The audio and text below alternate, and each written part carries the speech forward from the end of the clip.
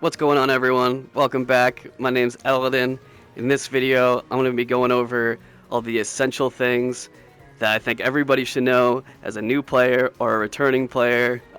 These are going to be things that the game doesn't necessarily tell you, that I had to figure out after hours of gameplay, or that things that other players have come up to me and went out of their way to be like, hey, did you know this? So here I'm going to share all those things with you. Let's get into it. Alright, so first things first, this first tip is more directed towards PSVR 2 players. So if you're not PSVR 2, feel free to skip ahead to the next part. But when you're picking a server, this box will be checked and it'll show you the Solus server. I played on that for a while and I was wondering where everybody was. So I came here and I tried unchecking this box and my game would crash each time, but just do it 2 or 3 times and all these other servers should show up.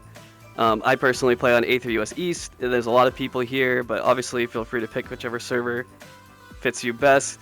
That's about all I got for this. There is one other thing that I want to show you. So next up, after you've chosen your server, you're not stuck here. You can open your menu and go to the logout screen. In here, you can select change shards, which is the servers, and you can go to any server that you want if you have friends there or whatever. This game makes it super easy. You don't have to make a new character to be on a new server. You can take your character and go wherever you want. Okay, so next up, we have the main story. I briefly touched on this in my review video that I previously did, but this is going to be a more in-depth guide. So the game is going to start you up on this little tutorial island, and you're going to fly down here to Skyland. And there's an NPC in here named Mika who's going to give you a main story quest. Now, it's entirely up to you what you want to do at this point. You wouldn't believe how many players just stay here in Skyland and level till 40 and have no idea the rest of what I'm going to show you even exists. The game doesn't tell you this. This is one of those things that players went out of their way to tell me. So, it's up to you what you want to do. Me personally, for headcanon reasons, I did these quests here until she gave me the quest saying, go buy a house in Zenith. So it's entirely up to you what you want to do. I'm not sure when this portal up here shows up. I'm not sure if you have to do a couple of quests here before that pops up. But as soon as that portal pops up, you can just go through there to go to the mainland. I'm going to show you what that looks like here in a sec.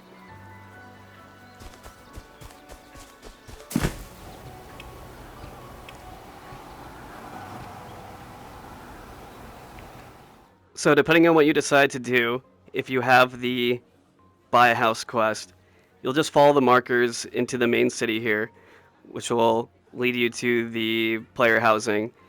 And then I feel like most players come back and will just beeline it to the portal here that'll show up if it wants to show up on the ship and go back to Skyland, because this area says you're entering a low level area, level 6. So I feel like you wouldn't think there's any reason to go down here and you would go back to Skyland.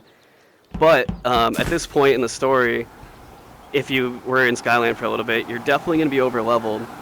But the NPC isn't going to show up for me because I've already done it. But if you come down here, there's going to be an NPC right here that'll give you the main story for the mainland, which you want to follow to unlock all the dungeons and raids. And this is like the big game where Skyland is separate and Skyland has its own main story. That's more for later in the game, in my personal opinion, for when you're leveling other roles or endgame grind, stuff like that. So hopefully that helps. Hopefully that gets rid of a lot of confusion. The game doesn't tell you this, so I just wanted to tell you that. So next, we're going to talk about leveling and gearing.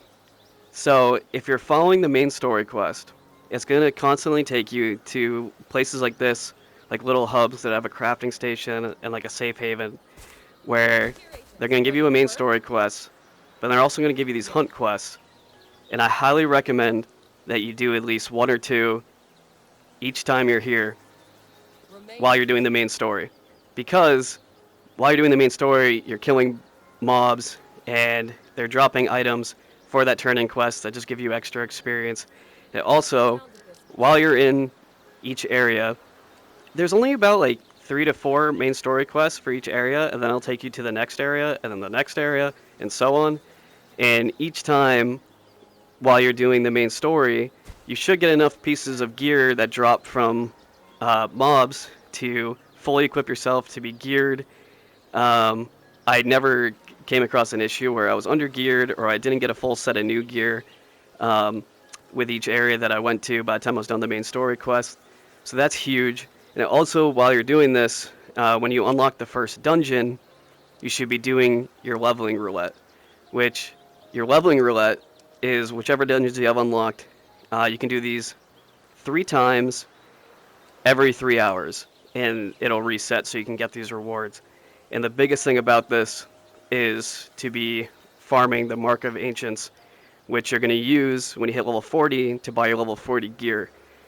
So from doing all that, me personally, while leveling in each area, I never hit a roadblock where I wasn't the level I needed to be. I didn't have gear that I needed to be. And it was an extremely smooth experience. Also, with the gear that you no longer use, you're going to want to scrap it for enhancement dust, which I'll go more into on a different video. But trust me, you're going to want to scrap every single piece of gear that you don't need, because the end game gear is going to require a lot of enhancement dust to increase its level, increase its stats. So yeah, that's leveling and gearing. I hope that made it very simple and straightforward. Let's move on to the next part. Here, I'm going to show you guys how to fast fly. It's a feature that used to be in the game, but they took it out and upset a lot of people. But it's back, and the game doesn't tell you that, and it doesn't show you how to do it. I can't thank the person enough that showed me how to do it, because it completely changed my experience in this game. It does teach you the basics of flying, like if you tilt your hands forward, you go forward. If you tilt them back, you slow down. If you keep them straight out, you hover. I highly recommend you go into your comfort settings and mess around with the different types of flying before doing this, just to see what you're most comfortable with and what doesn't make you sick. I use heading because I feel like you have absolute complete control over every movement and everything you're doing. But nevertheless, I think this is correct. You should know you're fast flying by the white lines coming across your screen. I could be wrong, but while I'm doing it, I'm going to be tilting my wrist up and flicking them back to kind of move up in the air, you'll see. So it looks like this, and you'll notice that my stamina while doing this is barely draining. Every time I'm doing this swimming motion to fast fly, it stops the stamina from draining for a little bit. So it's extremely helpful to get from point A to point B way faster. It is an absolute game changer. And that's pretty much it. That's all you need to know. So yeah, you just want to make the swimming motion while you're flying, and it should work. It definitely takes some practice. It takes some getting used to, but I'm sure you can do it. Alright, so for this last part, it's going to be a little bit of a bonus section. Just in case you did do any of Skyland and you have Skyland materials, I just wanted to tell you guys to not be tempted to put anything in machines like this that you see unless you have to do it for a quest. Let other people put their stuff in it and build them for you. These materials are such a grind to get, and you have to dedicate time to doing them. It's not worth it until you understand what all the machines do, and like how to farm for them. I'll go over Skyland stuff in a different video, but just trust me, hold on to everything. You'll thank me later. Just don't. Just stop it. Don't do it. No, don't do it. And with that, we come to the end of the video. I was very passionate about that last part just because I can't tell you how many materials I wasted really not knowing what I was doing and just putting things in everything I saw that were shiny. Really wish I could go back and undo that, but it is what it is. Thank you so much for watching. This is probably going to be part 1 of multiple videos just because there's so much that I still need to share with you guys. Just things that I can't find online, like can't find the answers to in videos or whatever. So I'm here to do that for you. Thank you so much, and I'll see you in the next one.